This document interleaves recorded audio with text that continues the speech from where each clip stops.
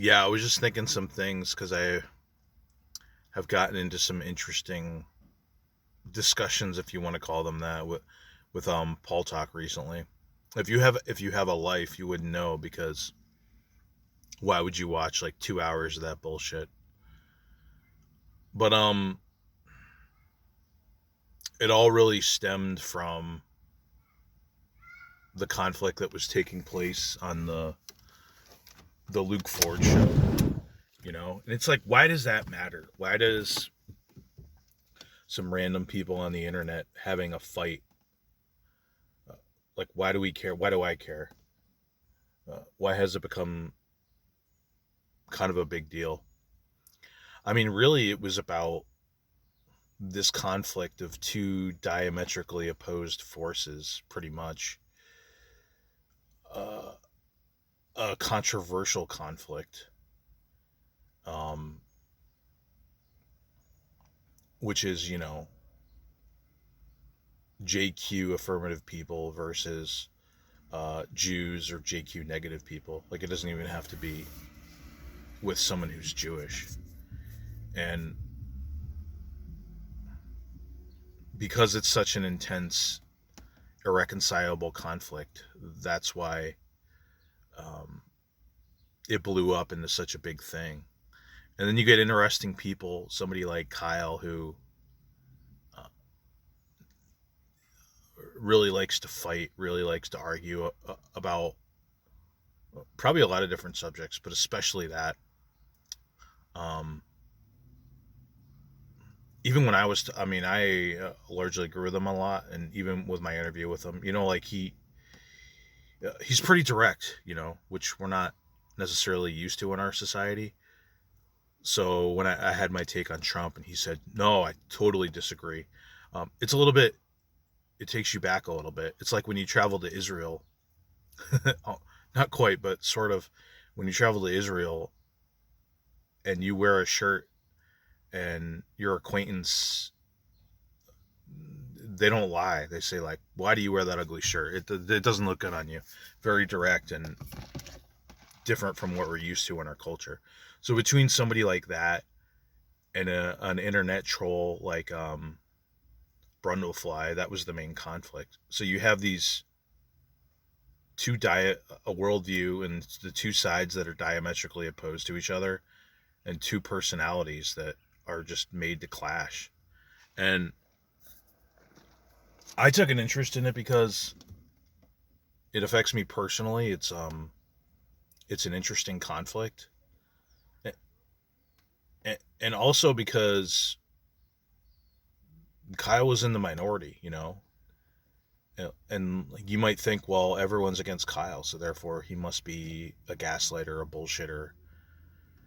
Everyone's against him.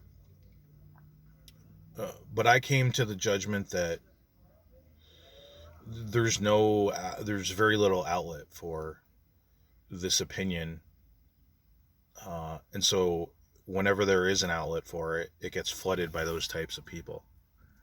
But it definitely could appear that Kyle is, um, full of shit, because that's the way the people are trying to frame his arguments. He's pushing back against that. But it's a very interesting conflict that evokes emotions, and there's a lot of projection involved. Each side will accuse the other side of lying, gaslighting. Um, the JQ affirmative side, they're able to bully more because they have the numbers and kind of the tactics. So they'll try to bully you around and troll and this and that. And in the beginning, I was sort of, I don't know, maybe like halfway on Kyle's side. But for a couple of reasons, I came out more in favor of what he was saying. One, because I I agreed with him, even though I used to be kind of more um, negative on Kyle, if you will, because I did think like his optics weren't so great. Um, like his personality. If I were to if I were going to go to a bar and hang out with somebody, I would think I would definitely get along much better with somebody like Brundlefly, everything else being equal, based on personality. Whereas Kyle is maybe seems less like somebody I would get along with. But that shouldn't really matter. It should be about the argument and the points. I mean, it matters, but it should be about the argument taking place and the points being made. So, yeah, everyone was against Kyle. I almost felt bad in a way. It's like he could take it, but it's a little mean. So that sort of put me in the crossfires a little bit, not nearly as much as him, but it got me to see how these people argue. Um, what I see as bad faith arguments and their bullying tactics and their gaslighting, which they turn around and accuse you of. I mean, it's a very marginalized belief. The people that hold it are very intense about what they believe, and they're just kind of flailing their arms looking for a way to get traction. So they're trying to provoke conflict.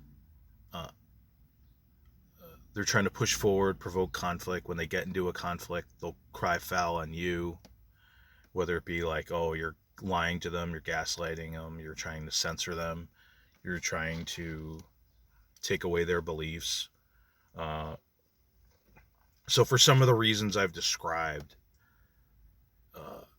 and just some of the intricacies of that Luke Ford sphere, that's why I've taken such an interest in why I've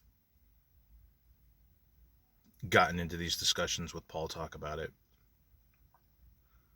Now, that all started because he thinks somebody like Kyle or me framing Nazism or what have you as the ultimate evil is what's destroying the right. And I think there was a point to be made there, and that's an important consideration. I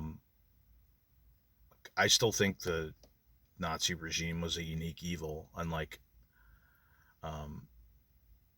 any we've ever seen before, particularly because many different governments persecuted people, but this was the one instance in which they were trying to destroy a particular ethnic group from the face of the earth. And, the communists, they wanted to suppress, they wanted to dominate, they wanted to break the will of people, but trying to destroy a particular ethnic group, race, or even class, as in eliminate it from the face of the earth, individually, as in their existence, that's not what they were about. So to me, that's what makes the Nazi regime a unique evil. People can disagree with that, that's fine, but I don't think this is a hugely objectionable stance. I think you can say the Nazi regime represented a unique evil, but you can make the case the communists were worse because they killed more people, they dominated.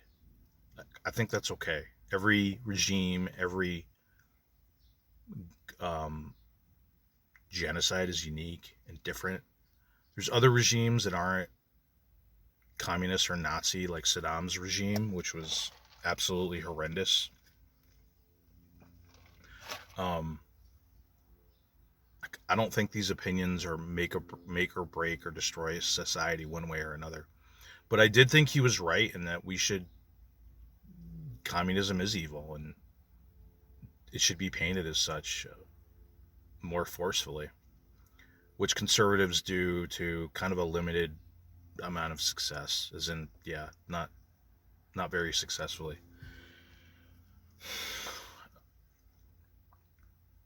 But yeah, going back, it's like a long, complex history. For some reason, I take an interest in it. I'm talking about the Luke Ford show and the conflict and the nature of that conflict. And there's accusations of Luke poisoning people's minds and this and that. I said I can't really have an opinion about that because I didn't see it happen. I didn't see direct evidence of it happening. The people that are saying this, I find what they say about other things not to be very credible. So I still stick to my views of what I've said in other videos. Like, uh, yeah, I mean, you got to be mindful of what you put on air and how that can affect people, but like, I don't blame him for poisoning people's minds with some malicious intent, you know? And he's heard the criticism about that, so like, he would be mindful of it in the future. Maybe others as well. Um, but I took an interest in this Kyle versus All conflict because of the conflict at the core, not necessarily the personalities involved. I think maybe that's less important, but the personalities certainly did play a role. But it made me see this JQ affirmative idea as I just don't find it very credible. I find it to be full of dishonest, misled people that are taking things way out of proportion. And it was very enlightening and interesting to see. That's why I've made these videos. That's why I've gone back and watched past videos on the Luke Ford show. I think it was like episode 204, 205. Facebook bans white nationalism, and the show after it. It seemed to be the climax of the conflict between Kyle and the Brundle clique. And so I actually wanted to hear what he was saying on these shows that made people freak out so much. I mean, like, everybody is against Kyle, so it's like, oh, he must be this bad actor saying these inflammatory things, but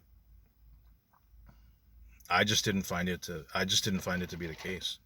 Now, you could say if it's 4 versus 1, obviously that person is the bad actor, but that's not necessarily true. A space like that attracts people of a certain mindset, so there might be more of them. It was just really interesting and really enlightening, and I like to talk about whatever's on my mind that interests me, so it's like, yeah, maybe I should move on to talk about other things, but this is important to me and interesting to other people. So but yeah, their interaction with Paul Talk, it's like, I like to hear other people's ideas and where I might go wrong, but if it breaks down to insults and mudslinging, it's like, all right, it's not very productive. Might be entertaining. So it was still worth having. Maybe I'll do some more videos about that. There's a lot of material. But what else do I want to say about this issue? It basically confirmed what I sort of started at the beginning of this exploration. Like, I found Kyle to be more credible. There's valid criticisms of Luke and Kyle. Nobody's perfect. Nobody's beyond criticism. People, like, whatever, have questionable judgment, have bad optics, XYZ, but I just find Kyle